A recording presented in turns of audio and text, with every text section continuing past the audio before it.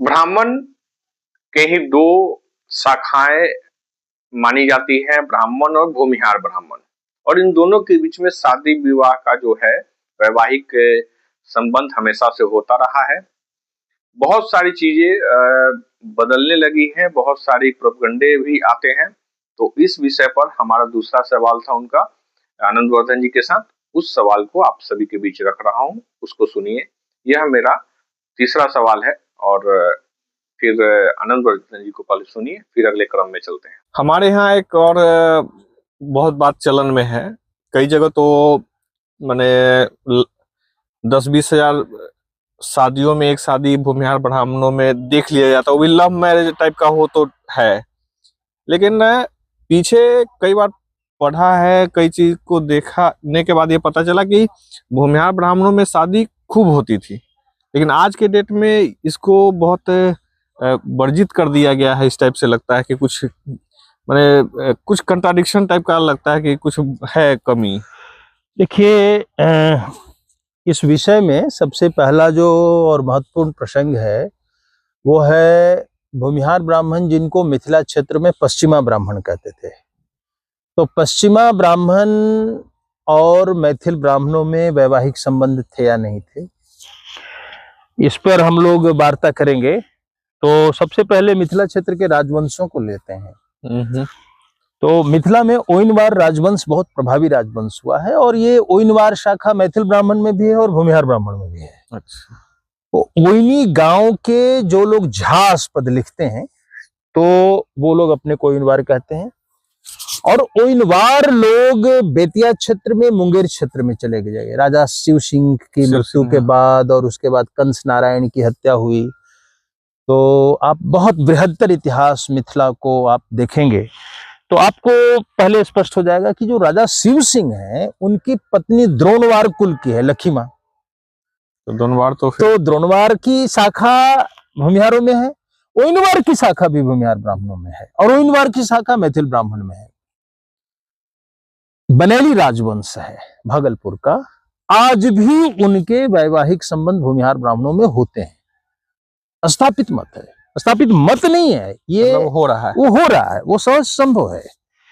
मैथिल ब्राह्मणों के साथ कुछ शाखाओं की तुलना आप देखिए। पहले सबसे पहले आस्पद देखिए। मैथिल ब्राह्मण में मैथिल ब्राह्मण झा होते हैं, मिश्र होते हैं, ठाकुर होते हैं, चौधरी होते हैं, और बहुत कम संख्या में जो राजवाड़े हैं उसमें सिंह होते हैं। भूमिहार ब्राह्मण में सामंतों की संख्या अधिक थी तो सिंह उपाधि ज्यादा है, लेकिन मिश्र उपाधि भी है, झा उपाधि भी है। संस्कृत के बड़े विद्वान हैं हमारे मित्र जगतानंद झा, दिल्ली में लाल बहादुर शास्त्री संस्कृत विश्वविद्यालय में है महानंद झा, ये लोग भूमिहार ब्राह्मण कुल के हैं। तो झा उपाधि भी है। ठाकुर, यदि उपेंद्र ठाकुर इतिहासकार थे प्रसिद्ध, वो भूमिहार ब्राह्मण कुल में नहीं थे, मैथिल ब्राह्मण कुल का बताते थे। डॉक्टर सीपी ठाकुर है, वो भी काश्यप गोत्री है, भूमिहार ब्राह्मण को अपना कुल बताते हैं। मिस्र में महापंडित रामनंदन मिश्र मिथिला क्षेत्र के थे, उन्होंने अपनी जाति भूमिहार ब्राह्मण बताई है। तो उपाधिगत स्तर पे आपको कोई भेद नहीं दिख रहा है। और बाबा साहब अम्बेडकर ने भी बड़ा अध्ययन किया, उन्होंने तो मैथिल ब्राह्मण और भूमिहार ब्राह्मण को एक ही सिक्के का दो पहलू लिखा है। यदि आप मिथिला का पूर्ववर्ती इतिहास देखेंगे, महीधर ठाकुर के समय का भी इतिहास देखेंगे, तो भूमिहार ब्राह्मण कुल में जो बेतिया राजवंश है, उस कुल में मिथिला के राजवंश का विवाह है। बिना समान कुल हुए कभी विवाह नहीं होता है। और मिथिला की तो एक विशेषता है, विवाह का सिद्धांत है। मिथिला अकेला क्षेत्र है पूरे भारत का जहां विवाह सिद्धांत परक है। सिद्धांत परक है, यानी श्रोत्रिय है तो उसकी श्रोत्रिय कुल में विवाह होगा। यदि जोग या भद्र ब्राह्मण है तो उस कुल में उसका विवाह होना चाहिए। यदि नहीं होता है तो उसमें एक अंक की पद्धति है, अंकित पद्धति है, यानी कि कुल में कितनी उच्चता प्राप्त है और कितनी निम्नता में जाकर विवाह किया है। ये भी एक बहुत बड़ा सिद्धांत है। और ये कुलीनिज्म का जो थियरी है, मिथिला का अपना पंजी प्रबंध है, और पंजी प्रबंधों के अध्ययन से भी ये पता चलता है कि मैथिल ब्राह्मण और भूमिहार ब्राह्मणों में वैवाहिक संबंध होते थे, होते हैं और होते रहेंगे भी। ऐसा नहीं है कि केवल प्रेम विवाह हो रहे हैं। हाँ, स्थिति क्या हुई ये भी जानना जरूरी है। 1901 के पूर्व मिथिला के महाराजा भी भूमिहार ब्राह्मण महासभा में डोनेशन भी देते थे और भाग भी लेते थे। महाराजा रामेश्वर प्रसाद सिंह भाग लेते थे, काशी राजा के बहुत अभिन्न मित्र थे। और मदन मोहन मालवीय जी जो पत्र लिख रहे हैं ब्राह्मण राजाओं को, उसमें मिथिला के राजा ही केवल ब्राह्मण नहीं है, बेतिया के राजा भी ब्राह्मण है। तो आज कोई व्यक्ति मिथिला का, मैंने सुना कोई भवनाथ झा है, हाँ। वो कई बार वो कहते सुनाई पड़ते हैं कि भूमिहार नाम से 15वीं शताब्दी में कोई भूमिहार बैजल नाम का राजा था। वो किसको मूर्ख बना रहे हैं? वो किशोर कुणाल जी के साथ काम करते रहते थे, मुझे पता है, मुझे ज्ञात है। बंगाल में कोई पांडुलिपि है? अरे कौन सी चमत्कारिक आपकी पांडुलिपि है? भूमिहार शब्द का प्रयोग कानकुब्जों के क्षेत्र में हुआ है, बिहार क्षेत्र में हुआ ही नहीं है 15वीं शताब्दी में। आप बिल्कुल झूठ वैसे ही बोल रहे हैं जैसे महामहोपाध्याय महेश ठाकुर नहीं थे। महामहोपाध्याय अंग्रेजों की दी हुई पदवी है। जब भूमिहार शब्द वहां प्रचलित ही नहीं था तो किसी ने लिखा बलवंत भूमिहार। आप किसी के मानस को कहीं ना कहीं एक भावनात्मक रूप से दंश देना चाहते हैं। तो ये आपकी दुरुक्ति है, ये विस्मवन है और तथ्यहीन है। इसलिए तथ्यहीन है कि आपने कहा कि गवर्नमेंट कॉलेज की पांडुलिपि है। साहब आप प्रकाशित कर दीजिए ना। अब बताइए पांडुलिपि की डेटिंग, पांडुलिपि, एपिग्राफी, पैलियोग्राफी जानने वाले हम लोग नहीं है क्या? उसका तिथि क्या है, उसका कालानुक्रम क्या है, समझने में सक्षम नहीं है क्या? तो ये मूर्खतापूर्ण है, विडंबनापूर्ण है। एक व्यक्ति जरूर थे जिनका नाम ऐतिहासिक रूप से लिया जाना चाहिए। मैं मिथिला के कुछ महान विद्वानों के बारे में बताऊंगा इस प्रसंग में। इनका नाम था जीवछ मिश्र, और जीवछ मिश्र ने मैथिली ब्राह्मण सभा में दोगमिया विवाह पद्धति पे प्रश्न खड़ा किया। अच्छा, ये पहला बिंदु है। और कहा कि दो गमिया जो है अपमानकारक है, ये गलत है। दो गमिया का मतलब क्या है अयाचक और याचक दोनों में गमन। अब ये होता कैसे था?